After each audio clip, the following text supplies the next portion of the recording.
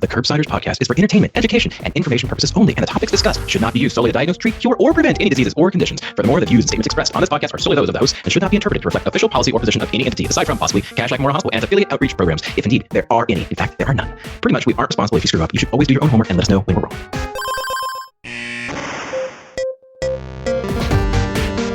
This episode of The Curbsiders is brought to you in partnership with the American College of Physicians. ACP members can claim free CME and mock credit at www.acponline.org/curbsiders. All right, Paul, let's get right down to it. We have a great show today. We are talking about GERD and dyspepsia with our fantastic guest, Dr. Oxentenko. But before that, Paul, just remind people very quickly, what's the meaning of life? What do we do on this show? And then tell them about our guests. Sure, and I'd be remiss in mentioning that we are sans Stewart tonight, and I could not be sadder because there are so many potential for pun here that he's missing out on. It's a spicy meatball, burning questions, et cetera, so forth and so on. So, Stewart, you're in our thoughts and prayers. Anyway, we are the Internal Medicine Podcast. We use expert interviews to bring you clinical pearls and practice-changing knowledge. And boy, do we have an expert interview for you now who's going to be talking about both GERD and dyspepsia. We have the good fortune of talking to Dr. Amy Oxentenko. Dr. Oxentenko is a professor of medicine at Mayo Clinic in Rochester. She completed her internal medicine residency, chief residency, and her GI fellowship at the Mayo Clinic. And she was the recipient of the IM Residency's Outstanding Achievement Award, the GI Division's Bargain Award, and the Institutional Mayo Brothers Distinguished Fellowship Award. That is a lot of awards. She has served as Associate Program Director for the GI Fellowship and Associate Program Director for the Internal Medicine Residency Program before taking over as the Program Director of the GI Fellowship Advanced Fellowship Programs, a role she held for 3 years before she took over as the Internal Medicine Residency Program Director, and also a lot of directorships. Dr. Oxentenko has served as the Associate Chair for Education for Gastroenterology and is now an Associate Chair for the Department of Internal Medicine. She has written for GI MixApp 14 and 15 and was the GI book editor for MixApp 16 and 17 and GI content writer for ACP's IM in Training Examination. She is the recipient of the Department of Internal Medicine Distinguished Contributions to Medical Education Award, Mayo's Program Director of the Year Award, and Mayo's prestigious Distinguished Educator Award.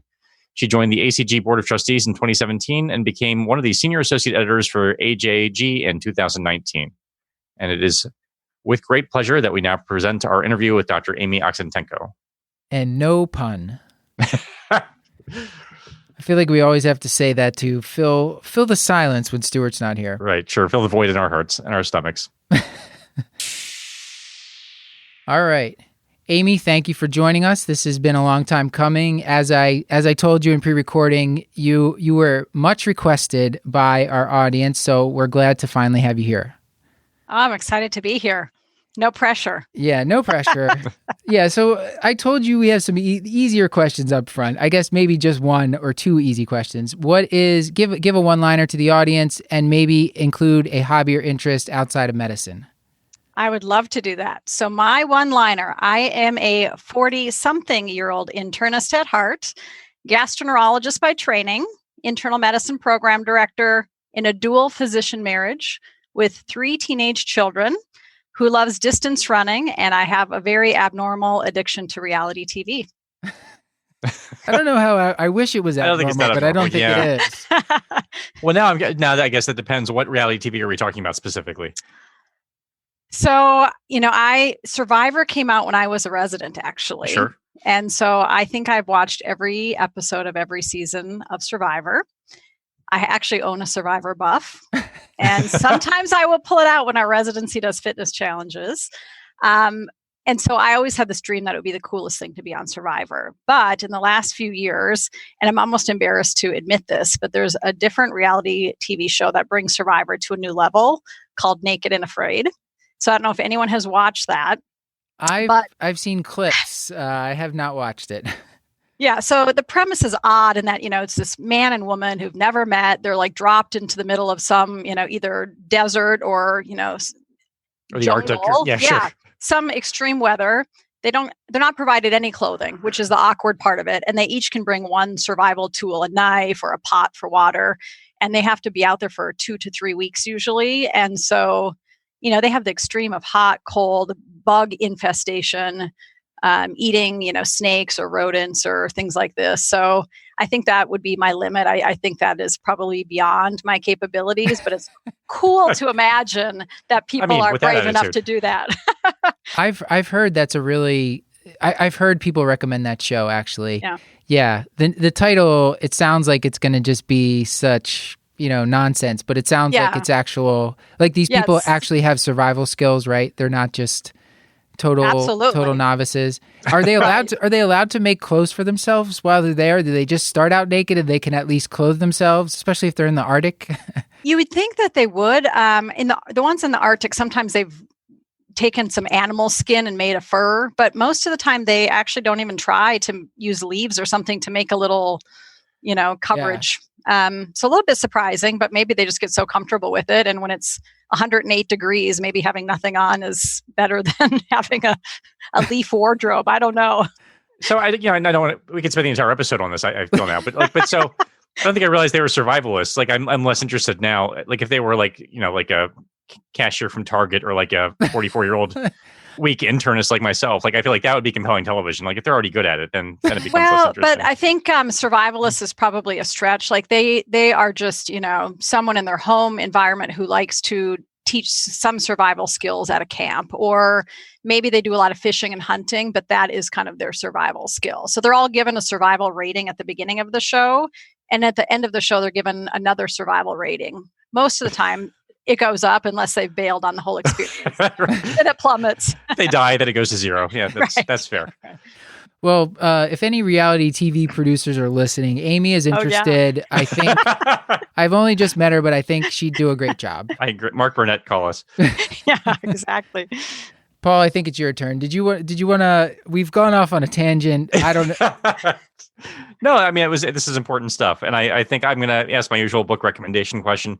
Doesn't have to be a medical book, but just something you think people should read. Yeah, it is a medical book of sorts. The book is Blind Eye by James Stewart. So I don't know if either of you have read this, but I read it back when I think I first came involved in graduate medical education. So it details the training years and beyond of a Dr. Michael Swango. And he was later found to have killed a number of patients. And as he went through his training programs, all of these patients were dying under all of these unusual circumstances. And no one could really put the finger on what was going on until all of the pieces later were put together. But this trainee went to multiple training programs under multiple specialties before people really figured out what was going on. So I think for those of you who have ever listened to the podcast Dr. Death, which is obviously just this incredulous story, this is very similar, but it's just bone chilling that this trainee went through so many training programs and so many patients were ultimately killed from his activities, which was later discovered. So I think as a training director for any chief residents, actually I buy this book usually for my chief residents at beginning of the year at Christmas time just to read, just to show the importance of what we do in graduate medical education and how if a trainee is struggling, and let's say a trainee would ever leave a training program, boy, you really feel the sense of responsibility to make sure that patients are ultimately cared for. So it is a like I said, you'll read the book and you won't believe the story, but it is a true story. Okay. Yeah. The book recommendation I planned on having later in the show is much less heavy than that. Well, why don't we follow that up with your favorite failure? I think now's... Sure. Hopefully it wasn't missing a serial killer who was in your residency class. We're just going to go from dark to darker here, aren't we? So, this was for sure the hardest question. And I've had a lot of failures. So maybe the challenge was finding the one that I would best want to share.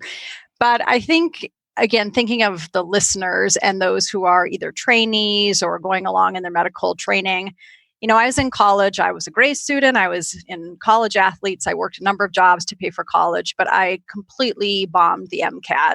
And part of that was because I wasn't in any prep courses. I didn't even get a book to prep myself for this MCAT. And I was at a liberal arts school where I really didn't have multiple choice tests to even practice on. All of our tests were, long answer, essay. And I think when I applied to med school, I was put on a number of wait lists. And again, the test itself didn't bother me, but I had an advisor at the time that told me that I shouldn't bother applying to medical school. So at that time, I honestly didn't even really have a plan to retake the MCAT or to reapply. I moved to Chicago for the summer and I was a lifeguard, which was the coolest thing to do for the summer. something everyone wants to do. And a week before medical school started, I got a call that I was accepted into the medical school class. And I think the lesson I learned from that is, first of all, a test should never define somebody. But also, I think I went into med school with this huge imposter syndrome. I'm not supposed to be here. I barely made it into this class.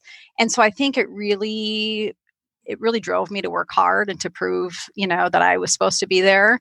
And so, long story short, I went through medical school. I was able to get to my top residency program. I'm now running like the coolest residency program in the country, bias, obviously. But all of that started with someone who was told that they shouldn't apply to medical school. So it's a failure, but boy, I learned a lot and I had a great success out of that failher. I think that's a fantastic example. Did you want to give any other advice to our listeners, either learners or teachers out there? I think the best advice that I really follow through to on this day was given to me by Dr. Joe Kolar. So he was a gastroenterology colleague of mine, and actually he was the residency program director here 2 program directors ago. And he always told me to never accept an offer for anything, whether it's a committee position, a paper, any role opportunity, until you've slept on it for an evening. And, think of how often we say yes to things. And the minute we say yes, you have this pit of regret in your stomach and wonder why you said yes. You know that you're not going to have time to do it justice. And so I really held that advice near and dear to my heart. I think a night of thinking about things brings clarity to so many things. You realize that, boy, I'm overcommitted. I don't have time to do this unless I give something else up and make time and space for it. So I've had, individuals call me for opportunities, and I'll say, what, I'm gonna let me think about this tonight. I'll get back to you tomorrow. And they act like, what? Why wouldn't you just say yes to this? But it just makes you feel so much better about your yes when you've had time to think about it. And it also makes it much easier to say no once you've given the thought to it and realize you just don't have the time or space to do it. Yeah. I know this one podcaster that I listened to was writing an entire book about how to say no, and then midway through the book realized that he needed to say no to finishing the book. And I think it's now going to be like a series of blog posts, but it's really hard to do because you in the moment. I think what you're describing is you don't want to insult or disappoint the person, but then if you say yes to something you didn't want to do or didn't have time to do, it might make other things go worse, and you're just going to resent the fact that you now have this obligation that you said yes to just to feel good in the moment. Yeah, it's tricky. That's right. One part of it is maybe a little bit of the imposter syndrome we all have too. It's if I say no now, or if I ask to sleep on, they'll just give it to somebody else who's more qualified than me, is sort of the secret fear, or somebody who wants it more. But if you're being asked for anything, it's because they want you to do it. So if they're asking, they should be willing to wait at night for an actual answer. Yeah, that's a good point. Absolutely. Well, Paul, looking at the time here, I'll save my pick of the week for a later time. Did you have anything you wanted to get to, or do you want to get into the cases? Nothing burning. I've always got 20 things I could recommend, but yeah, we can we can defer for other shows when we have more time to fill. Yeah. All right. So you want to start us off with a case here?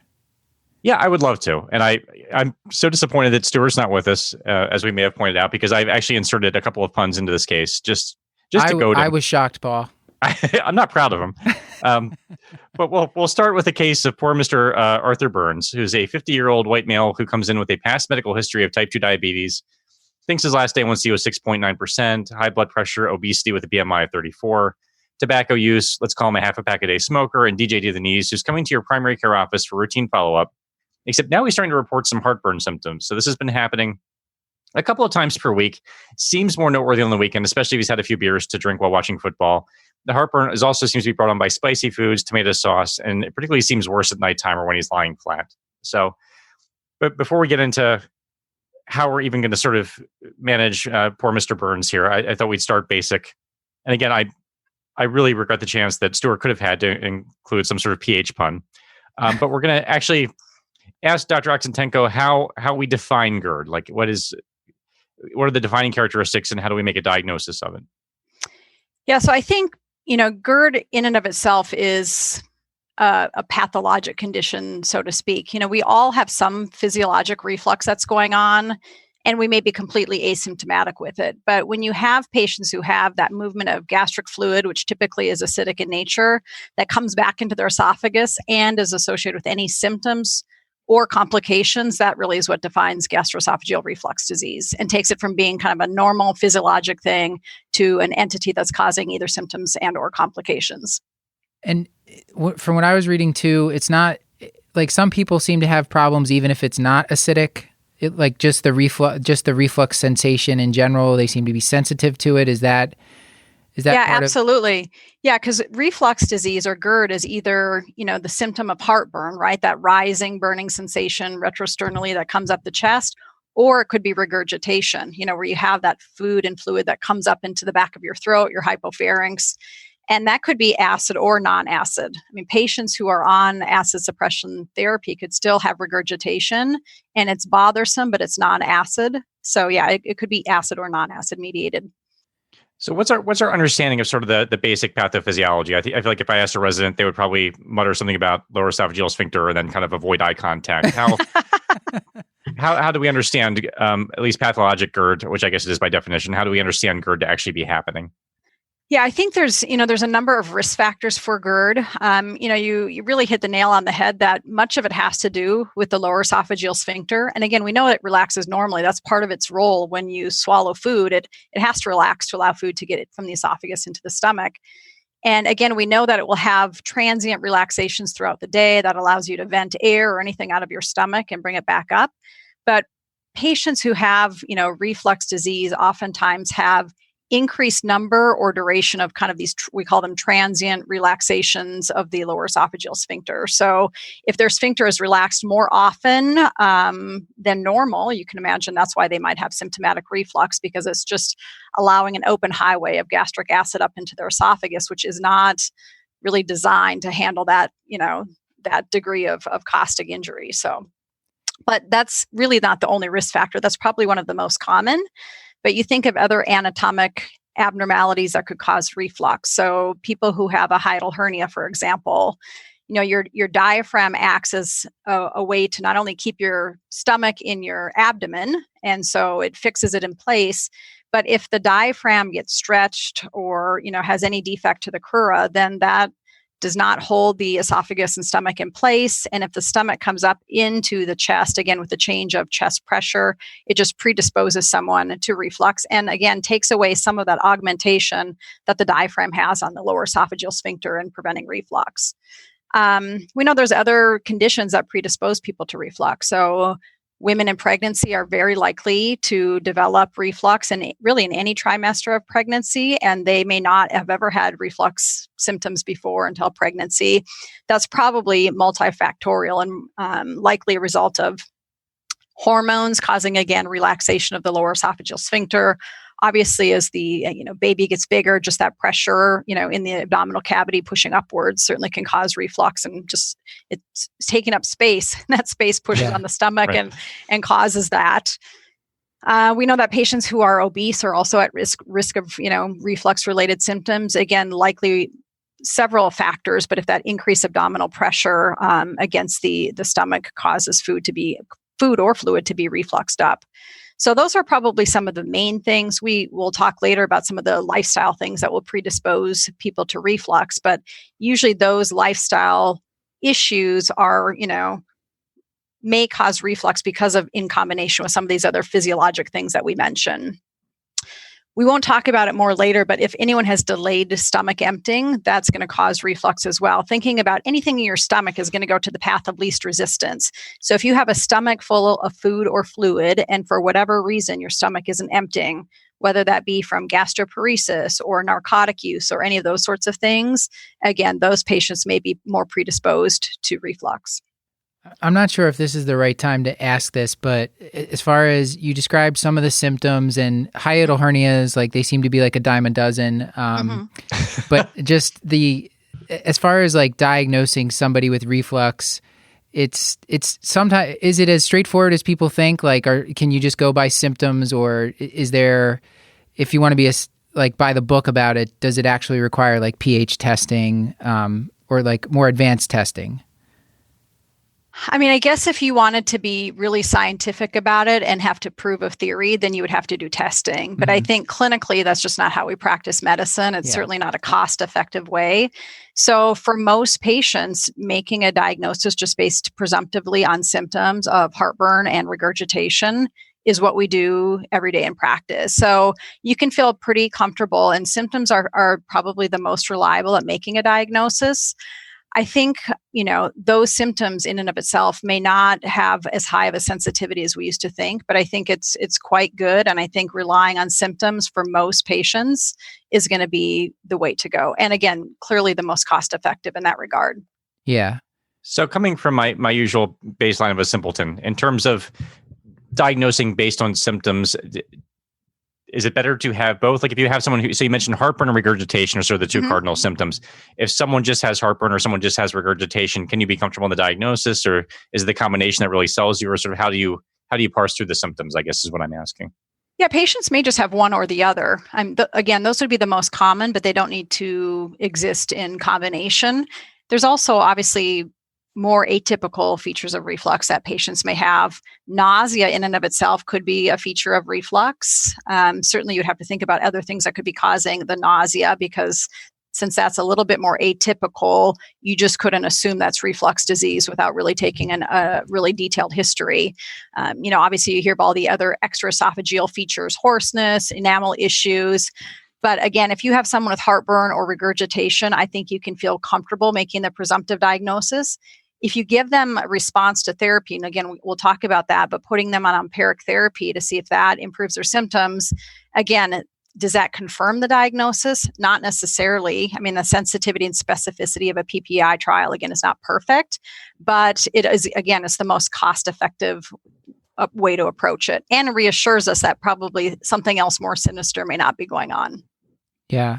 I think one of the challenging things, you get people with chest pain and you think maybe it's heartburn, but you're not exactly sure. Are there any other mimics or other things that you really try to tease out before you're confident calling it heartburn? Yeah, I think you mentioned probably the one that needs to be on people's radar the most is non-cardiac chest pain. So obviously to call it non-cardiac chest pain, you have to first make sure it's not cardiac. Yeah. So that's kind of the cardinal rule, right? Uh-huh. Reflux isn't going to, cause sudden death, but cardiac issues certainly will. So I think for the patient with chest pain, you first have to rule out cardiac conditions before you do any kind of workup for reflux disease. And again, we'll talk a little bit later. They're a patient that you might not put on empiric therapy. The guidelines usually say that those patients should go for diagnostic testing if they have chest pain rather than an empiric PPI trial, because they may not respond as well to a PPI trial. And so it may not lead or be as helpful in that diagnostic algorithm. Yeah. Okay. So and then I guess my follow-up question would be, are there any symptoms that someone tells you about, like where they're going to skip right to an EGD, like red flags that you look out for? Yeah, so I think the red flags, we talked about chest pain. Again, first rule out cardiac disease, and then those patients oftentimes, and again, that's what the guidelines say. I wouldn't say that I always do that in practice, is jump right to an EGD for that patient. If it's a 28-year-old individual who's complaining of chest pain, I don't know that I'm going to give them do an EGD on them as the first test, even though the guidelines would maybe suggest that might be the way to go. If it's a 58-year-old person, then certainly I would, just because, again, they're more likely to have some GI pathology, again, once I've ruled out cardiac disease. Right. Dysphagia is probably the alarm feature that we'd be worried about the most. That would imply, do they have a reflux-induced stricture? Do they have a cancer, something else? I think if they have notable weight loss, maybe more than 5% of their body weight, if they have weight loss, though, that oftentimes is in combination with dysphagia, and that's why they're losing weight. I think if they have, food impactions, that would be kind of a red flag to me. That would make you think of things like eosinophilic esophagitis, which we're seeing more and more. And then again, if you have a patient who at an older age, and pick your age, 63, 68, who has sudden onset of reflux disease and they've never had it before, that would be an alarm feature that you'd think, wow, I don't know that I'd feel comfortable putting them on an 8-week PPI trial. I probably should evaluate this patient just to see why they've had sudden onset of reflux symptoms. And then again, even though there's not a whole biochemical workup that needs to happen, if you find someone that's iron deficient or has, features of GI bleeding and they have reflux disease, again, would you do an upper endoscopy or a workup for that? You certainly would. So those would be the things that would pique my concern of moving to an EGD right away rather than a PPI trial. And I guess that begs the question, for someone with a suspicion of GERD as the diagnosis, who seems relatively straightforward, is there any utility? Is there any kind of laboratory workup that you consider, any sort of other testing that you need to do other than maybe possibly the trial of empiric PPI? Yeah, not really. Again, if someone is missing or has an absence of any alarm features and they have typical symptoms of heartburn and or regurgitation, again, you don't need to do an EGD. You don't really need to do any laboratory testing. So I think in that case, you would just go on to do a PPI trial. Now, if someone has any of those alarm features, or if they have chest pain and they're kind of an older individual, or if they have a lack of response to PPI therapy, an 8-week PPI trial, that would be an indication for an endoscopy. And then there's the whole, group of individuals who you might be worried about Barrett's esophagus, and they would warrant an EGD from the get-go, right? So someone with long-standing GERD, usually we define that as more than 5 years, 5 to 10, but usually more than 5. These are usually patients who are white, greater than 50 years of age, maybe obese or overweight, may or may not smoke. And then if they have a, first-degree relative with any upper GI malignancy, those things in combination would make you have that patient undergo an upper endoscopy just because of their risk of Barrett's esophagus. And I know this is maybe outside the scope of this episode, but I think this may even come up possibly on Twitter or maybe sort of internally. For those patients who are at risk for Barrett's esophagus, what is the utility of endoscopy to make that diagnosis? Do you then go on to do serial monitoring, or does that change your management anyway? Yes, if you do an endoscopy in that individual, again, longstanding reflux, greater than 50, who has one or more of those other risk factors that I mentioned, and you do that index endoscopy, let's say it's negative, they have no Barrett's esophagus, you don't need to later do another endoscopy years down the line to assess again for Barrett's. Usually the index EGD is the one that you're going to find whether they have Barrett's esophagus or not. If you find Barrett's esophagus, then you're going to biopsy it because it's both an endoscopic and histologic diagnosis. And once you've confirmed it's Barrett's by both of those measures, then you're going to do surveillance based on presence or absence of dysplasia and the degree of dysplasia. And so the intervals and treatment will depend on what the pathologist reads the report as. I think the last time I checked, and this was a million years ago, that had not been really impacting mortality in any kind of meaningful way. Has that changed more recently as we learn more about it? That's a great question. I think we know that we're actually more aggressive in treating Barrett's esophagus than we used to be. So, in some ways you could say, is it going to make an impact? Are we doing more endoscopies so we're finding more of this earlier? And so again, there's so many moving parts that what is the piece that's helping to change or not change any outcomes or mortality. Certainly high-grade dysplasia in the past, those would be patients that we would send for an esophagectomy, pretty aggressive, or definitely do pretty aggressive surveillance or local therapy. Now patients, even with low-grade dysplasia, we will put those patients through endoscopic therapy to try to ablate their Barrett's esophagus. Wow. So I think there is evidence that it does help, decrease the likelihood that they will get esophageal adenocarcinoma in the future, because that's one of the clear and known risk factors for esophageal adenocarcinoma. And we can do something about it if we see that precursor lesion, so to speak. And I know we're going to get into talking a little bit about therapy next. I wanted to ask, with Barrett's, once someone has Barrett's esophagus, do they need to remain on a PPI for life? Is that one of the indications? If someone has a peptic stricture, those people also, do they need to be on PPI for life? Yeah, there's really several indications that would warrant kind of ongoing PPI. One would be, you're right, a peptic stricture that has been dilated. Those patients should be on a PPI. It definitely decreases the risk of recurrent stricture. people who have had pretty significant esophagitis, ulcerations at the distal esophagus, they should be on ongoing PPI therapy, because once you stop it, they're likely going to develop that esophagitis again. Again, that would put them at risk for strictures or any kind of complications. But yes, those patients with Barrett's esophagus should be put on PPI therapy, even if they have not had symptoms. There's some suggestion that maybe that would, if they have any dysplasia, would that, minimize dysplasia, or just with the ongoing inflammation. Again, most of them are asymptomatic, but yet they have clear pathologic acid that's putting them at risk for this Barrett's esophagus in the first place. Mm-hmm. So do you have a favorite PPI? Is there any indication that one's better than the others, or can you comment on once a day versus twice a day if that first question's an easy answer?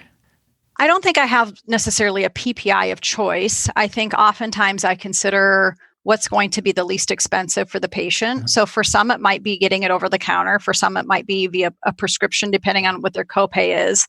Oftentimes, I will use either omeprazole or esomeprazole as first line if they're going to get something over the counter. Otherwise, pantoprazole is one that I also may commonly use. Is one better than the other? Honestly, probably not. And so I think you could pick one, start with one.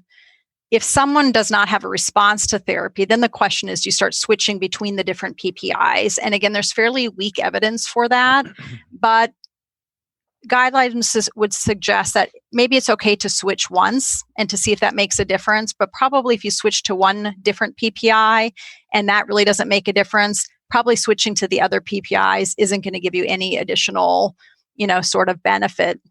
And in fact, I think there was one study that showed switching to a different PPI is probably, about the same response compared to doubling the PPI, the original PPI that someone is on. So you really have to pick different PPI, double the PPI. I always think probably, and we'll talk about later, the lowest effective dose of a PPI is probably the right one. So, and no one really wants to take twice daily medications if they can get by with once daily medication. Right. And I think we're going to get into the refractory symptoms a little bit later on. Yeah. So Matt being the typical internist, has leaped right to the medications rather than doing any kind of lifestyle counseling at all. That's right. So let's say Mr. Burns, happily no alarm symptoms that we can elicit. He's not having dysphagia. He's not having weight loss or melanoma, hematochezia or anything scary at all. He's had the symptoms as we do a little bit more digging for the past 2 years. He tries Tums. Maybe it helps a little bit, but and now we are thinking PPI, which we talked a little bit about, and I think we'll get into a little bit more. But before we kind of go deep down the well of medications, I wonder if you wouldn't mind sort of talking us through your spiel for counseling for lifestyle changes for GERD. Obviously, understanding a lot of it will be patient specific. Yeah. And before I get to that, I would say, you mentioned, do we give Mr. Burns a PPI trial for 8 weeks? I think when you go back and look at his history, he might be one that's clearly at risk for Barrett's esophagus. I know it didn't mention how long he's had reflux, but assuming he's had it for, let's say, 5 years, he has almost every single risk factor for Barrett's esophagus. So he's probably one you would scope rather than doing a PPI trial as your first step. So I just wanted to make sure to feed that in so that people didn't think that maybe that Mr. Burns was the best one for a PPI trial, because I think he's probably not. I think he probably warrants an endoscopy, again, assuming his symptoms have been ongoing for 5 years or more. Okay. So for life, I think we gave him 3 years. I could be making that number up. Okay. Past 2 years, he says. Yeah. So not quite ready for endoscopy, maybe just yet. Yeah. So it's just been a few years, you're right. Then you could do PPI trial for sure. But yeah, before you even go to a PPI, could you try lifestyle measures? I think we all do. We always counsel a patient on that. The question is, will lifestyle changes in and of themselves make someone's reflux symptoms go away completely and not require any medical therapy? Possibly. It depends on what lifestyle issues or behaviors they're doing. So we know there's moderate evidence for weight loss. And so we know that people who, even if they're normal weight and they gain weight, they can have the development of reflux. So weight loss in anyone who's either overweight or obese or has recently gained weight, I think there's moderate evidence that would be helpful in controlling reflux. It's probably one of the hardest things to get people to do, but certainly something that they should be counseled on. We also counsel patients to elevate the head of their bed at night, either with wedges, underneath their bed.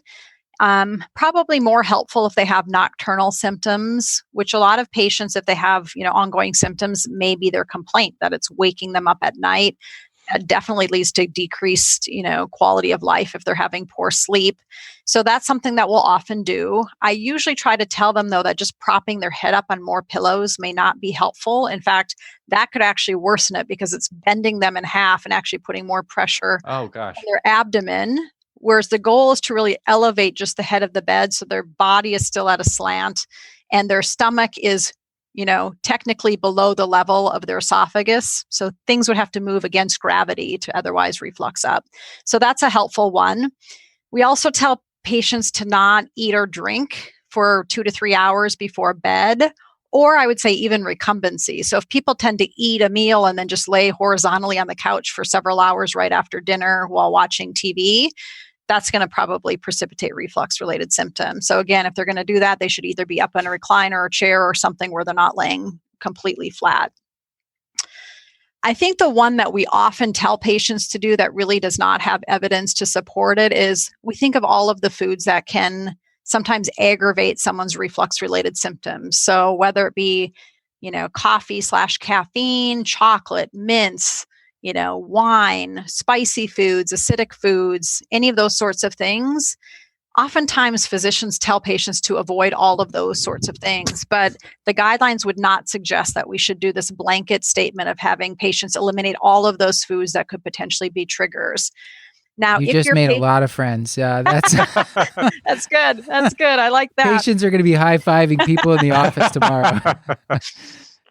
I think, though, if a patient has a clear pattern to their reflux, meaning they say, boy, every time I eat, this kind of food or this specific thing, it always induces reflux, then that patient has the choice to either try to minimize that particular thing rather than global elimination, or that might be a patient that if that happens infrequently, maybe that's someone who does on-demand therapy when they're going to be eating that potentially offending food to prevent reflux.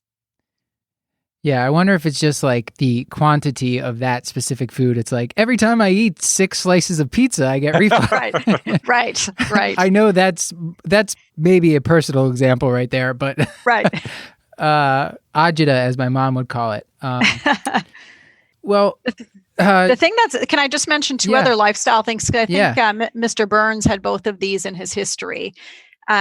Tobacco and alcohol are other things that people often wonder, are those aggravating their reflux? And should we tell patients they shouldn't, partake in either one of those?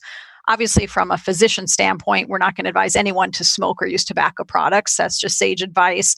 And obviously using alcohol in moderation. But, both of them can have impact in terms of, we know that eliminating them may have some effects on, either reflux events or whatnot. But actually, when you look, studies have shown that if you eliminate either tobacco or alcohol from people's consumption and see if that affects lifestyle modifications, it really does not do anything to improve pH readings or any GERD-related symptoms in those patients. So again, maybe that's something that we don't want our patients to hear, because then they'll be convinced that they don't need to stop drinking or curb their drinking or stop their alcohol. We should always continue to advise that. But those things by eliminating are probably not going to be the answer that's going to fix their reflux-related symptoms. Okay. So, and I think, and Matt, maybe you see the same thing. I know when I have a patient who's presenting to, say, a resident clinic with sort of classic symptoms of heartburn, I sometimes hear the resident say, I'd like to start an H2 blocker. I don't want to go as serious as a PPI, because I think we hear the horror stories about PPIs. Like, I think we're trying to tie it to every complication known to man. I think I made the joke about you worry about the patient with C. diff pneumonia falling onto their osteoporotic hip. Like, it just seems to do everything. So how wound up should we be about the safety concerns of the PPIs? Which are the ones to take very seriously, and which are the ones that maybe have not been borne out upon critical examination? Maybe before I jump into the PPI, controversy and myths, you mentioned, do you give them an H2 blocker? Is that a reasonable option?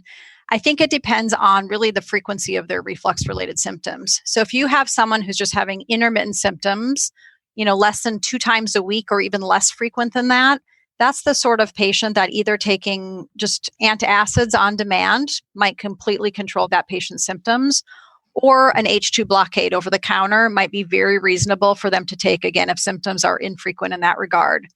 Once you have a patient who starts to have symptoms 2 or more days a week, or they're really bothersome symptoms, that's the patient that you might consider putting on daily therapy. Now, again, a daily H2 blocker at low dose may be an okay place to start and kind of ramp up therapy in that regard.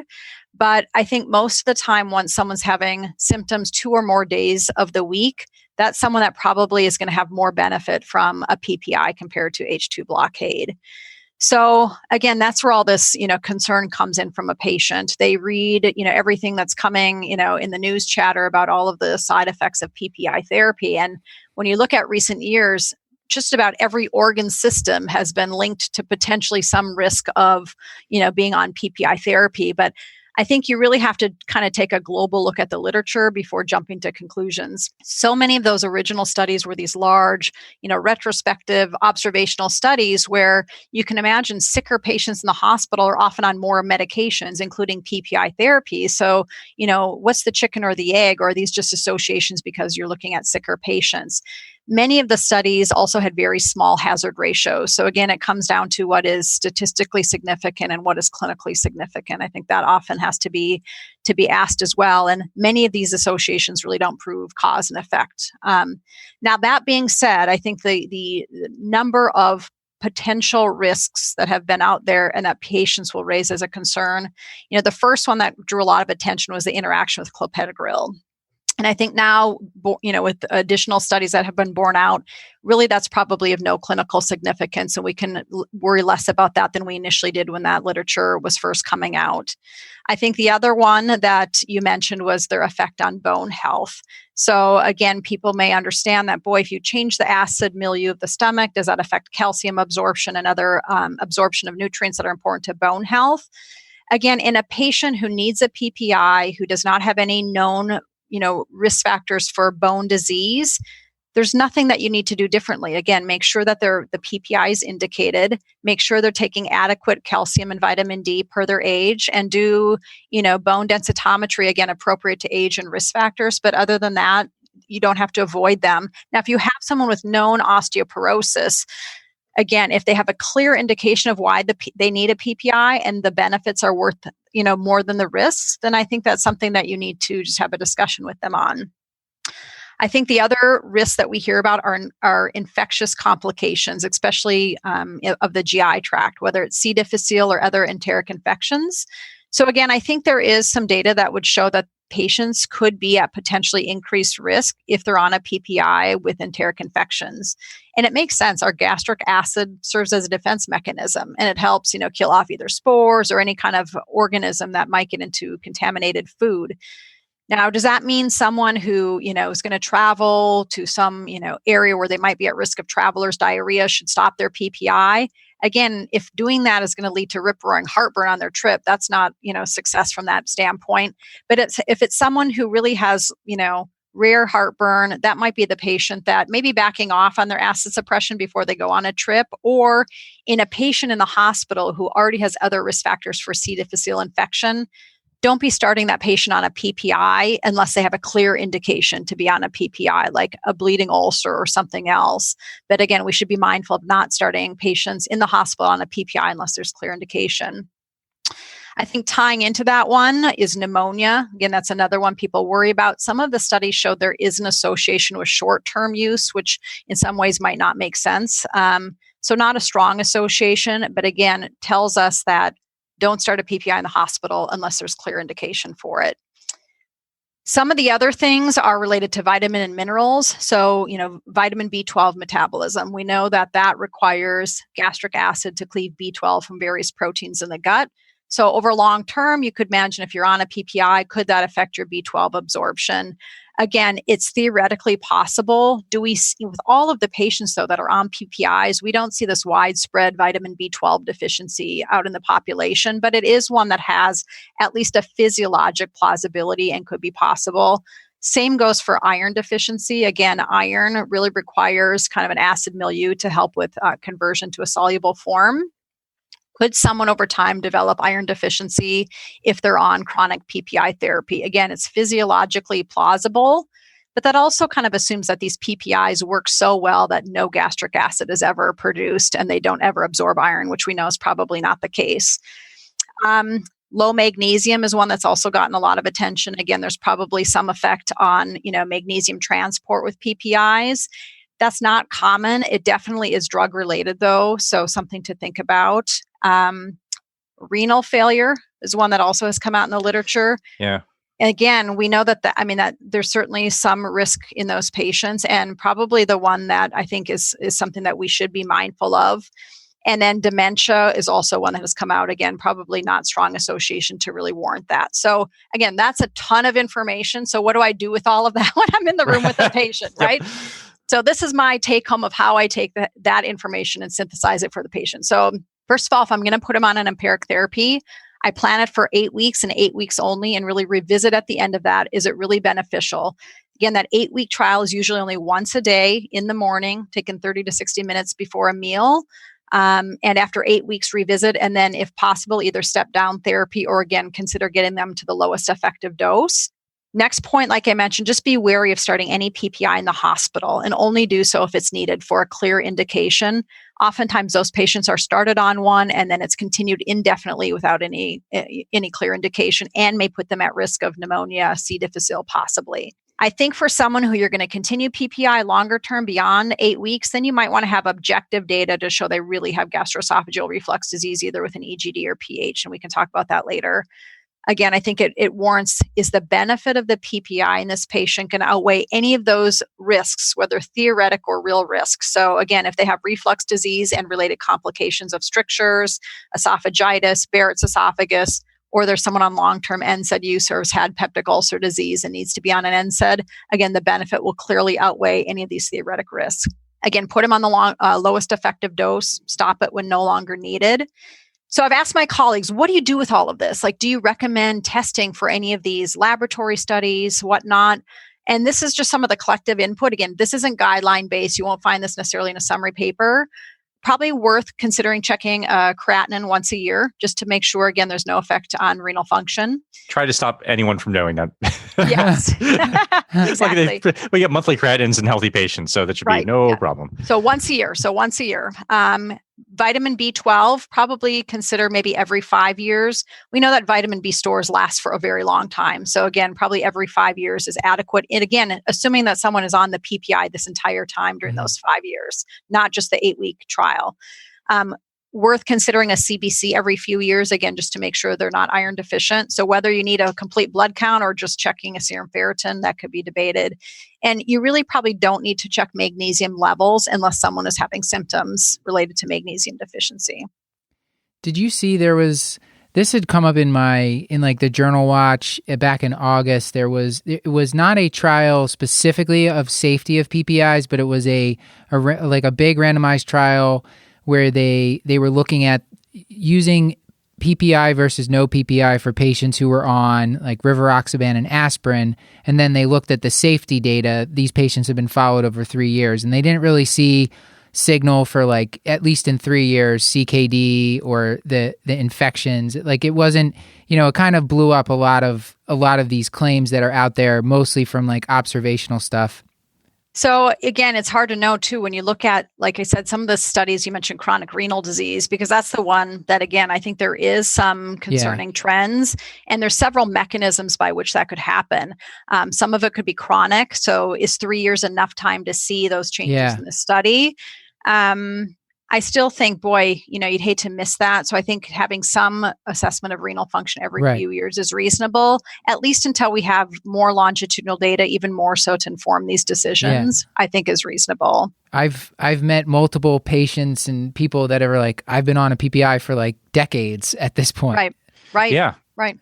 Amy, can I switch gears or move back slightly? I wanted to ask you, okay, I'll tell you what I was doing, and tell me if this is wrong, or tell me what you would do in this situation. So you have someone who's on a once or twice daily PPI. They're still saying that they're having GERD symptoms. They're trying the lifestyle stuff. At least they tell you they are. What about adding an H2 blocker as needed? If they're having a real bad day, they take that on top of the PPI, or you just tell them, well, okay, you can take antacids, as needed. Usually I give them, I'm like, don't take like 10 Tums a day because that's a huge calcium load. But Right. What sort of adjuvant therapy, and maybe even if you want to talk about sucralfate, which I probably pronounced wrong, but that is a medicine that I don't know if it works. I suspect it probably doesn't, but I've used it before. I will say that. All right. Yeah, I might be taking that out of your armamentarium tonight. So Oh no. So I think if you have a patient who's on, let's say, once or twice daily PPI therapy, there's a fairly large number of patients that are only going to get partial relief, of their GERD symptoms on that. So I think that's where you have to kind of go back to the basics. First of all, are they compliant with therapy? Because we know probably compliance is an issue. So many patients don't take their PPI correctly. Again, we tell them that they should take it 30 to 60 minutes before a meal. Guidelines would suggest the first meal of the day is probably the best one. So again, taking it 30 to 60 minutes before a meal, assuming it's one of the typical kind of delayed release PPIs. And then again, reiterating those lifestyle measures that you mentioned. If someone has, despite their once or twice daily PPI, ongoing symptoms, you've checked in on compliance, timing, lifestyle, like I mentioned, you could switch to a different PPI, one time, see if that makes a difference versus increasing to twice a day. If you haven't done that, that would be reasonable. And then the question is adding the nighttime H2 blocker really of benefit? I think if you have a patient that's clearly having breakthrough symptoms at night, is it reasonable to add that H2 blocker to see if they get benefit? I think we see that done very commonly in practice. I think what some studies have shown is those patients often may develop tachyphylaxis, meaning they may get some initial benefit, but it will likely wear off and that benefit will be lost thereafter. So I think once you've done those steps, compliance, dosing, timing of dosing, looking at different PPI or not doubling the dose, if the patient is still having ongoing symptoms, then that's really where, if you have not scoped them, that's the time to then, they've really failed this PPI trial, scope them, and then go on to either, pH impedance testing if the EGD is unremarkable. Actually, the guidelines from the American College of Gastroenterology would say that sucralfate really does not have a role in the management of gastroesophageal reflux disease, other than potentially as a potential role in those patients who are pregnant, although PPIs are fine in pregnant women and probably would give them additional benefit. When do I ever use that medication? I wouldn't probably use it for treatment of reflux. I might use it in someone who has a non-acid mediated ulcer. So let's say someone who's had a Roux gastric bypass and has had an anastomotic ulcer that may not be acid mediated. That's where sucralfate may have a role. Okay. Is it just a coating agent as it's described? That's it. Okay. Yeah. All right. So we talked a little bit about the refractory GERD. I don't know that any of my patients, I've never sent anybody for a pH study. Is this happening behind the scenes when we send people to gastroenterology? They're going to get a pH study if they have refractory symptoms and the EGD doesn't show what's causing their symptoms? Yeah, so the EGD would be the first step. And if someone has visible esophagitis or Barrett's esophagus, that by nature defines that they have gastroesophageal reflux disease. You don't need to do a pH impedance in that patient. But you can imagine most patients will have a negative upper endoscopy. And so in that patient, to really be able to prove whether or not they have reflux, they will need a pH or impedance test. So the difference is pH test is really just doing that. It's checking the pH of the fluid and it correlates it with symptoms. The difference with impedance, which we tend to use a bit more in clinical practice now, is it's not only measuring acid versus it measures acid versus non-acid. So not just pH, but it measures the non-acid reflux events as well. And so again, you might have someone who, is having symptoms from non-acid mediated reflux. And again, it's going with symptom correlation as well. So that's important. But in that patient, that, quote, refractory GERD patient who's failed all of these, anti-secretory therapies, their EGD is negative, that's someone at least to confirm whether or not this is truly reflux. And that's what that test, pH/impedance, would be really looking out to do. You'd really want to remove them from those therapies for about a week before putting them through that study. Mm-hmm. Because otherwise, if it's negative, you're not sure, well, are you just suppressing acid? And that's why it's a negative study. So for that to really figure out the initial diagnosis, and it's a patient that, you think is low risk of having reflux, again, the 28-year-old, otherwise healthy person, then you should do that pH or impedance off therapy. Now, the guidelines would say if you have someone that you really are suspicious of reflux, very typical symptoms, risk factors for symptoms, but yet they're not responding to PPI therapy, in that case, you might do the pH impedance on their therapy to see if the symptoms that they're having are from breakthrough acid. So that's probably the hardest clinical dilemma we have is do we take them off their therapy or not for that study? And it really is based on our suspicion of how likely we think they have reflux or not. I'm happy to leave that one to you all. Yes. So you mentioned way back before, but so let's just straightforward, uncomplicated GERD. We feel good about it. You treat with the lowest tolerated dose of PPI for 8 weeks. I have a question about the duration. Mm-hmm. How does that work? Because what I'm hearing for the most part is that GERD is not this sort of hyperacidic state or even necessarily hypersecretory. It sounds like it's more a mechanical sort of lower esophageal sphincter. Why are things better after 8 weeks of therapy? How does sort of just decreasing acid secretion for that time ultimately solve the problem if the structural has not changed? So the 8 weeks is really in a way it's an empiric trial. It really is to give you that reassurance. Is this responding? So I can feel pretty good that this is reflux. Again, it's not a perfect test as an empiric trial. And so patients may have benefit and they may not have reflux disease. But I think the 8-week trial is really just to show that's long enough that if they do get improvement of therapy, that it makes you feel more reassured about the diagnosis. You're right. The physiologic problem or whatever put them at risk for the reflux in the first place isn't going to just magically go away in 8 weeks. But at that 8-week time period, if they say, yes, all of my symptoms have completely gone away, you feel pretty good, this is reflux disease, then you have a decision to make. You really at that point want to see, do they need a daily therapy, or could you try to either put them on intermittent or on-demand therapy, or consider either then stepping down therapy to an H2 blockade to see if it still controls symptoms.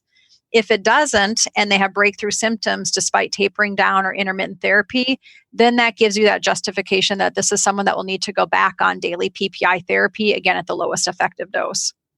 So you're right, it doesn't solve anything. It's just really, that's the time period that we think we really need to really convince ourselves that if it responds, this is likely acid related and it's related to reflux. Gotcha. Thank you for that. Do PPIs work for intermittent dosing? I always thought they didn't. I thought you kind of had to take them and they have to build up in your system to... Do you mean like if someone's having like a bad couple days, they go back on them and then stop, or is it just taking one dose? Or let's say, either one. Let's say someone typically notices that their, reflux related symptoms are worse with traveling or, eating out at a restaurant. And those are really the times that are provoking their symptoms. And they don't need it every day because those sorts of risk factors or events or exposures are not taking place every day. That might be someone that just needs it intermittently, take it, let's say they're going out to dinner. Again, even though the empiric therapy says take it the first meal, before the first meal of the morning, I have patients that they're only, provoking sort of events are an evening dinner out at a restaurant. Well, I'm not going to have them take it at breakfast for that sort of prevention. So that might be someone who could take it intermittently, 30 to 60 minutes before going out to dinner, if that seems to provoke their symptoms. Or if they have worsening symptoms with travel, where their diet is a bit off, maybe they'll take it every day for 3 days if they're on a weekend vacation where they think their reflux might act up. So they wouldn't need to take it every day unless, again, in stepping down therapy, they're starting to have breakthrough symptoms more than twice a week.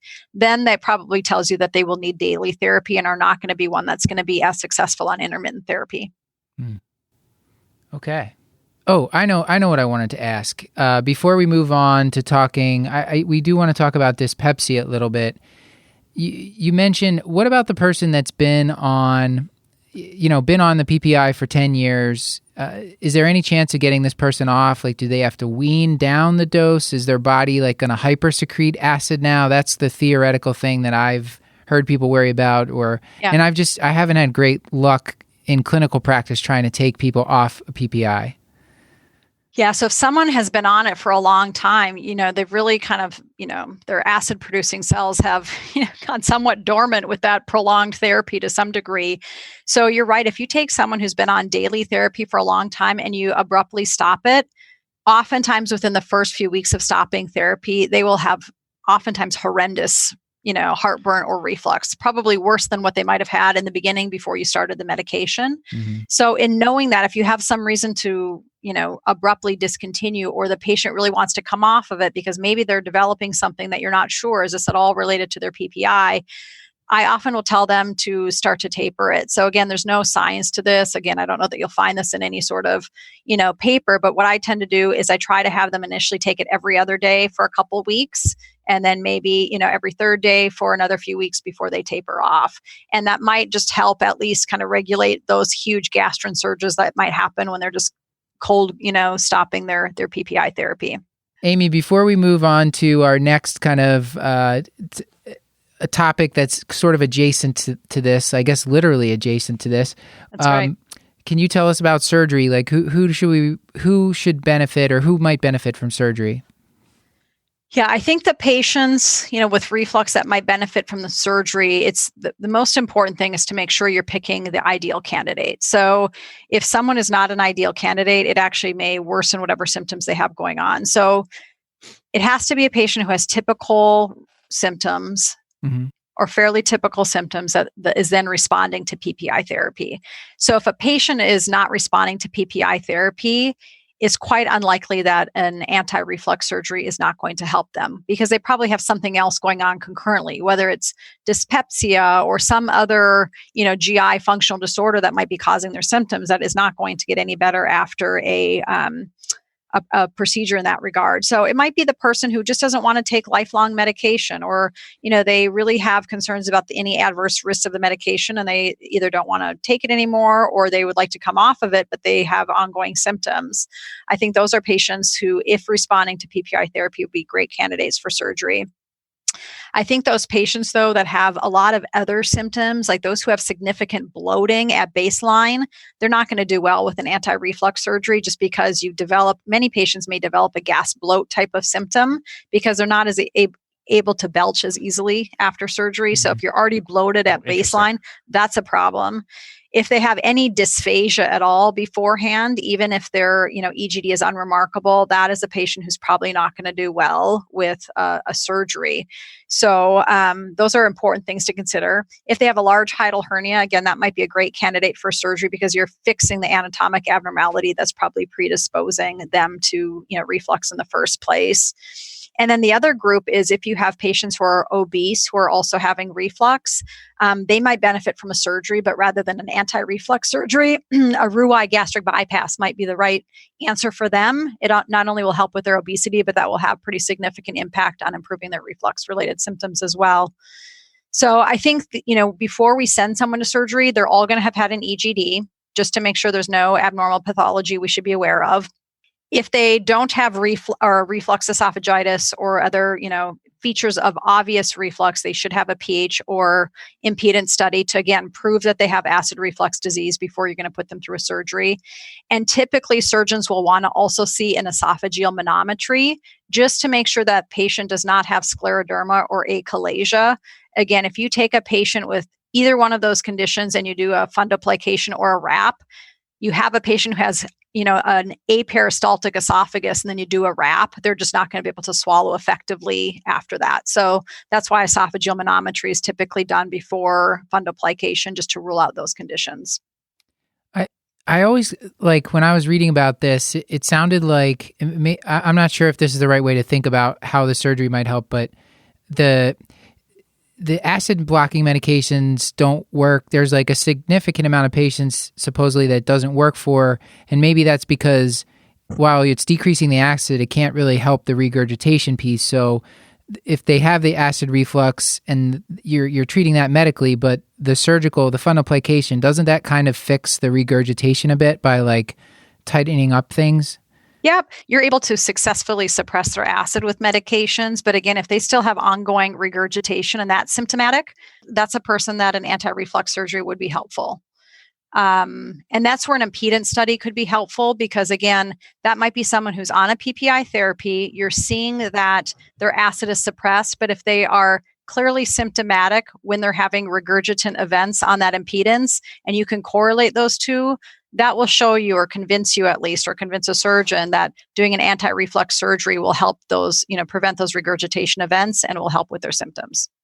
Paul, do you want to take us into the I guess we could call this like a lightning round or the overtime, the bonus part of the episode?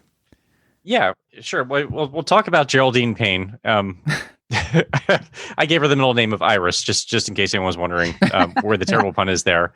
So she's a 47-year-old woman. She's got a past history of depression and anxiety, which is managed primarily with talk therapy. She's coming to your office with 4 months of gastrointestinal symptoms. Specifically, she says she has some early satiety, but she also feels after she eats that she just feels especially full and kind of bloated. And she reports occasionally that she has some epigastric burning as well. It doesn't really go anywhere after meals. And these occur most days of the week. She's concerned there might be something really wrong. I think she's probably sort of secretly worried about malignancy, and she's asking her primary care doctor for a referral to gastroenterology for evaluation. So I guess for our new patient, how would you sort of characterize these symptoms and kind of where do we go from here? Yeah, so she, just based on the symptom complex, and obviously you do, additional history and, elicit other symptoms that she might be having, do a full exam. But I think she has symptoms that would be fairly typical of dyspepsia. And, by dyspepsia, the kind of definition of dyspepsia and how it differs from reflux that we just talked about is with patients with dyspepsia, epigastric pain is the predominant symptom. So they may also have other associated symptoms like, nausea or bloating, or they may have heartburn, but pain is typically the predominant symptom. So could that still be reflux? I think if they have heartburn or regurgitation with pain, that I think you would manage that as though that patient has reflux first and foremost. But if they don't have heartburn or regurgitation and pain is the predominant symptom, that would be someone that you would kind of put in this category that this is likely dyspepsia. And again, as in this case, she didn't have any other features of radiation or anything to suggest, is this biliary colic or is this something coming from, another organ that might have radiation somewhere? So in the absence of that, and again, she's 47 and, otherwise fairly healthy, I think labeling this as a patient with dyspepsia and managing as such would be completely appropriate. Paul had sent out a really nice article from the New England Journal. Paul, what was this, from like 2015? I want to say. Yeah, from 2015. And they talked about kind of splitting dyspepsia. I had heard of the term functional dyspepsia, but I didn't really know the symptom complex that much. It sounds like what you're getting at here, she kind of has both. There's 2 types now that they split it into like epigastric pain type or epigastric pain syndrome, and then the postprandial distress syndrome. And it sounds like this patient has maybe features of both of them. I don't know. I think that would be helpful to look at in clinical practice. Do you think of it that way, or do you have a better way to separate them out? No, I think that's really helpful. So you mentioned the word functional dyspepsia. Now you almost have to put that on the side, because to label someone as functional dyspepsia, that means they have dyspepsia where an EGD or other necessary tests have ruled out other organic pathology. Mm-hmm. So she's almost a case of uninvestigated dyspepsia at this point. But you're right. There's really almost 2 subtypes, but there definitely can have overlap. So one patient could both have the epigastric pain syndrome or the postprandial distress syndrome. So the person with the pain, epigastric pain and burning are their predominant symptom. Those with the postprandial distress syndrome, they typically have kind of fullness, early satiety, those things that come on after eating what would be deemed an otherwise normal sized meal. But like you said, in this case, you could have patients who have both the epigastric pain and the postprandial distress syndrome overlapping, which is not uncommon. But it is helpful because I think in clinical practice, we'll talk about the management, but when it comes down to kind of the algorithm of how to manage these patients, once you've done the first few steps of therapy or management, I think certain therapies for empiric therapies might work better for one of those populations versus the other. So, I think it is helpful to, if you can put them in one or the other, it might be a little bit helpful in choosing your first line therapy after you've gone through H. pylori assessment, PPI trial. Then you get to this catch bag of managing them based on their kind of subtype of dyspepsia. And I'd like to clarify, I want to make sure that I'm understanding correctly. In order to label something as functional dyspepsia, endoscopy is sort of a requisite part of that definition. You actually have to define that they have sort of no pathologic features. Yeah, to label it as functional dyspepsia, you're right. That's only after they have had an EGD to rule out other organic pathology. So I think most of what we see, and like I said, in this patient, this would be uninvestigated dyspepsia. And that's important because most patients do not need an EGD. Probably most patients that you're seeing in clinic will not need an EGD. So I think that's important. That's why I bring it up, because by saying, by mixing in functional dyspepsia, that almost is implying that everyone needs an EGD before we can call them dyspeptic, which is not the case. So I think for the uninvestigated dyspeptic patient, such as this patient who's less than age 60, you actually don't need an EGD, and you would go on to kind of an algorithm of specific therapies. Right, because I think it was 2017, I guess, was it AGS that just updated, or maybe I'm misquoting all this all over the place, you'll correct me, but where like the endoscopy is sort of no longer the preferred sort of initial investigation for someone without alarm features, because the diagnostic yield for scary stuff is just so very low. Am I remembering that correctly? Yeah, it was American College of Gastroenterology guideline. So you're right. At that guideline, they changed kind of the age at which you should consider an EGD. In the past, it was if you were 55 years and older and you had dyspepsia, those patients should have an EGD. Now they've increased the age from 55 to 60. So again, anyone under age 60, you don't need to have them undergo an EGD before you start empiric therapy or other testing. They actually went as far as to say, even if you have someone under age 60, even if they have an alarm symptom, may not be enough to warrant an upper endoscopy, which, makes a lot of us nervous. But I think when they looked at the yield of patients under age 60 with a single alarm symptom, the yield of finding like gastric cancer, which is what people are going to be worried about, is super rare. So the likelihood of finding something bad in that subgroup is going to be less than 1%. So you can imagine if you endoscoped all of those patients, 99% of the time, it's going to be, of low yield. So really they have said that, again, under age 60 does not need an EGD, and in the presence of an alarm feature. Now, obviously, like I said, a guideline is a guideline, and we have to take in kind of the clinical picture as well.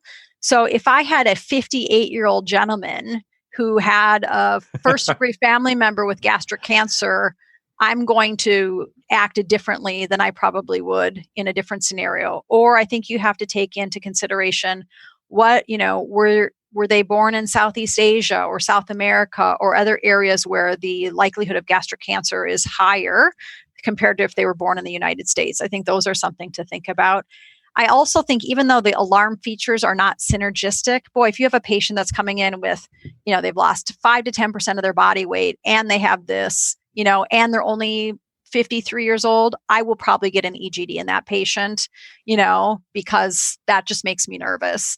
But again, I think we just have to reassure ourselves that the yield of someone under age 60 with the single alarm feature is probably going to be very low. Yeah, I'll probably let my friendly neighborhood gastroenterologist make the deferral to EGD there. That's right. That's right. So if they're over age 6, if they're 60 or older, they should get an EGD as the first kind of step in the workup of dyspepsia. If they're younger than that, then what you actually do, and this is again a bit of a change from prior guidelines, testing and treating for H. pylori, if positive, is actually the first step. So the last guideline said we had an option, PPI trial or test and treat for H. pylori. And they're probably similarly effective in controlling symptoms, but based on more kind of cost effectiveness, it's probably actually beneficial to do the H. pylori test and treat. And part of that is because we just got done talking about PPI therapy. What happens in a dyspeptic patient you put on a PPI? They're often continued on it like indefinitely and no one ever stops it. So that's why H. pylori test and treat is actually higher on the management algorithm for the dyspeptic patient younger than age 60 at this point. So in that patient, can you be specific about the test? Is it the breath test or the stool antigen, or can we send the serology, and if it's positive and they've never been treated, just treat them empirically? Yeah, I think the serology has completely fallen out of clinical favor. So, in fact, we don't even have it available to order at our institution anymore. So we just don't order serology. So you really want to do a test that's looking for active infection. Yeah. So you hit the nail on the head, either the urea breath test or stool antigen. So I think it really, which one is better than the other? I think it's just the test that gets done. So Surprisingly, I just don't have any issue with patients providing a stool sample for their H. pylori stool antigen. So I tend to get that more often just because the breath test can have false positive or false negatives depending on, recent antibiotic use or, other influences. Yeah. Whereas even though that's possible with the stool antigen, it's less likely. So that's the one that I tend to get because it's probably the quickest to get from that standpoint. Yeah, I think if they're already on a PPI, right, there's a waiting, isn't it, like a 2-week wait usually, which is, right. I seem to get that patient that, probably not for this indication specifically, but that seems to come up fairly often where they have to wait off the PPI. Right. Okay, so then if the H. pylori is negative, then you could do the empiric PPI trial. That's right. Then you would do an empiric PPI trial. And again, you could do it very similarly to what we talked about for reflux. Give it a time-limited course, 8 weeks, once daily therapy, see if they have any benefit from that PPI trial. If not, then the guideline brings you down to this area of your next options would include like a tricyclic antidepressant or even a prokinetic agent. Now, the prokinetics make us nervous because we have very few of them and they're fraught with potential, awful side effects of tardive dyskinesia. So this is kind of where it almost, in my mind, and kind of what I do clinically goes back to figuring out what subtype my patient is in. If you have a patient at, bringing down the algorithm, they've H. pylori negative, they don't respond to a PPI trial, and they have more of that epigastric pain syndrome, that's someone that probably will have more benefit from a tricyclic, such as amitriptyline, compared to other things. And again, I think one study has shown specifically that in that subgroup with the epigastric pain syndrome, tricyclic medications would be beneficial for that group. For the patients who have the postprandial distress syndrome, that's a little bit more challenging. Usually that might be because they have, do they have something kind of wonky going on with their gastric accommodation or whatnot? Again, I'm not going to put that person likely, at least in my practice. I don't feel comfortable putting them on a prokinetic because if I'm not their primary person and they're going to move, go back to their home state, who's going to be watching and stopping therapy after the, requisite number of weeks to avoid side effects? And that, again, this is just something that I use clinically. I'll often in that group consider something like buspirone. Again, it might help with some, relaxation of the stomach, and that might at least clinically help in those patients with that more postprandial distress type of syndrome. And then if all else fails, you're supposed to get them involved with, a GI psychologist or cognitive behavioral therapy to see if that would additionally help. Oh, I guess the tough part there is which one. Like I have so many referral sources. I hate to upset one of them. Right. Sure. This seems like a difficult one to treat. And I was reading too, it's like you can also try complementary alternative therapies, acupuncture, and there's this iberogast type of like some sort of supplement. STW5 or iberogast, which has been studied in dyspepsia. Now, again, some patients will find it beneficial. There have been some cases of hepatotoxicity in Europe that have been associated with one of the ingredients of that. But I think the guideline really does not give any strong evidence to any complementary therapies or even acupuncture. There's just not strong enough evidence. And a lot of those therapies, you don't know what is in a lot of those complementary medications. So I think you have to be wary of that. I think the other thing that we kind of, I don't want to say I glossed over before we even got to that algorithm is it's important before you go down this pathway of, based on age, EGD or PP or H. pylori test and treat is make sure that you've looked for other things that are causing the dyspepsia that you could easily, reverse. So are they on an NSAID, which could cause dyspeptic symptoms? And so maybe just stopping the NSAID gets rid of their dyspeptic symptoms and you don't have to do any of these things that we've talked about. Or, do you have a patient on opioid medications that's slowing their, delaying their gastric emptying, causing dyspepsia? I think you have to make sure to, at least in your history, look for some of those other common causes of dyspepsia and manage those first if you think they're present before you kind of go down this diagnostic algorithm. Because again, you can imagine you might be subjecting a patient to a medication that they may stay on for a long time, when it could have been a medication that was initially triggering the symptoms.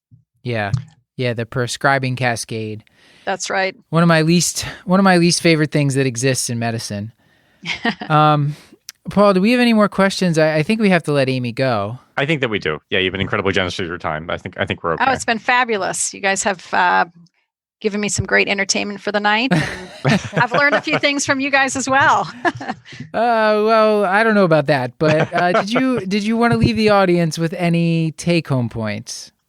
I think the take-home points is that both reflux disease and dyspepsia, well, you could spend a lot of money in the workup of these patients, but really the most important and the evidence-based approach is, to really look at cost-effective ways of approaching them. Again, dealing with the low-hanging fruit, make sure there's no things in their history and their medications that could reverse either of these symptoms. And if not, then it really is a risk-based approach in terms of age, other features, other associations before you simply send them down the endoscopy odyssey versus medication odyssey. So I think we can do a lot of extra testing in these patients that is not necessary. So I think really following these both guidelines, the one for reflux disease and dyspepsia, I think is really helpful in clinical practice. All right, thank you. Last question for you. Did you want to plug anything? Your residency program? Oh, of course I want to put in a plug for my residency program. I'm just hoping that when they listen to this, they'll stay engaged till the very end and they won't correct any of the things that I said that they don't agree with. Right. But no, they're my chief residents are huge fans, and they were super excited for me to be able to spend the night with you too. All right, cool. Well, thank you so much. This was very fun. I learned a lot about this, things I was doing wrong. Usually I don't think I've been pointing them out as much as usual, Paul, but I definitely learned a lot of things that I've been doing wrong. Yeah, no, I think back to self-flagellation. I feel like that was an important part of the show that we've been missing. It really was. All right. All right. Well, thank you both. Have a good night. Amy, this is wonderful. Thank you so much. You too. All right. Take care. Take care. All right. This has been another episode of the Curbsiders, bringing you a little knowledge food for your brain hole. Yummy. Oh, I thought I had blessed silence for 1 minute. I was falling asleep on the job. that was a journey. That was an emotional roller coaster. Get your show notes at thecurbsiders.com/podcast and sign up for our mailing list at thecurbsiders.com/knowledge food to get our weekly show notes in your inbox. And we are committed to providing you with high-value, practice-changing knowledge. But to do that, we need your feedback. So send us an email to thecurbsiders@gmail.com. And I wanted to give a special thanks to Dr. Paul Williams for coordinating this episode, and to our social media team, Hannah R. Abrams on Twitter, Beth Garbatelli on Instagram, and Chris the Chew Man Chew on Facebook. I almost forgot here, Paul, that we also have two great artists to thank for this. Beth Garbatelli helping out with the infographic, and Kate Grant for her beautiful cover art. Thank you to Beth and Kate. I'll remind you that the wonderful music overplaying my voice right now was composed by the one and only Stuart Kent Brigham, who is not here tonight. Until next time, I've been Dr. Matthew Frank Watto. And I remain Dr. Paul Nelson Williams. Thank you and goodbye.